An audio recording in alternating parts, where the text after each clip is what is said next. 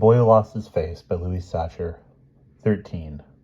It's not a heart, said David. It's an apple. It's a cheese board in the shape of an apple. He rubbed the sandpaper around the rough edges of his project. Well, it looks like a heart, said Mo. She hammered a nameplate over the entrance of the doghouse. Wham, wham, wham, thud. Shit! She jumped up and down with her thumb in her mouth. Did you hurt yourself? Asked David. She took her thumb out of her mouth and shook it wildly. No, it feels good, she said. I love hitting myself with a hammer. David smiled. That's like the guy who kept banging his head against the wall, and somebody asked why he did it, and he said, because it feels good when I stop. Mo stared at him. Is that supposed to be a joke? She asked. David shrugged. He looked at the nameplate that Mo had hammered onto her doghouse. It was shaped like a large bone, and on it in big black letters it said, Killer. He returned to sanding his heart-shaped apple cheese board. Hey, David, where you been? It was Randy. He and Alvin were leaning on the side of David's work table. David looked up at him. Hi, he said flatly. So where you been, buddy? Asked Randy.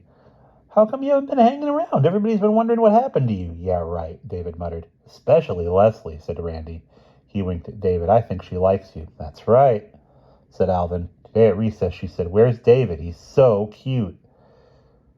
I think it was when you walked into class with your zipper down, said Randy. That's when she fell in love. He and Alvin laughed. Leave me alone, all right, said David. Hey, what's the matter, said Randy. Don't you like her? It's her curly hair, said Alvin. She goes for guys with curly hair. He rubbed the top of David's head with his hand. David pushed Alvin's arm away. Alvin pushed him back. Hey, look, he made a heart for her, said Randy, picking up David's cheese board. If you want, I'll give it to her at lunch. Give me that, said David, reaching for it. Randy held the heart behind him. Don't worry, he said. I'll tell her it's from you. I'll write on it, to Leslie, with love, from David. Mo grabbed the cheese board out of Randy's hand. It's not a hard-ass bite, she said. It's an apple. Randy took a step toward her, but thought better of it when she picked up her hammer. What's the matter, David? Asked Alvin. You need a girl to protect you? Is she a girl? Asked Alvin. I don't know what it is, said Randy. They walked away laughing. Mo handed David his project. Thanks, Mo, he said. You just have to stand up to those assholes, she told him. You can't let them push you around. David shrugged. It was a lot easier for her to stand up to them than it was for him, he thought. They're not going to fight a girl.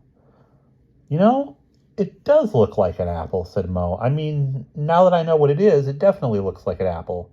It was supposed to have a stem, David explained, but accidentally cut it off. It would have looked more like an apple if it had a stem. Oh, yeah, I can see that, Mo agreed, but that's okay. It still looks like an apple. I mean, not all apples have stems. David looked at the doghouse with the nameplate Killer nailed above the entrance. So what kind of dog do you have, he asked. What? Asked Mo. Oh, this? She glanced at her project. I don't have a dog. And that's the end of chapter 13.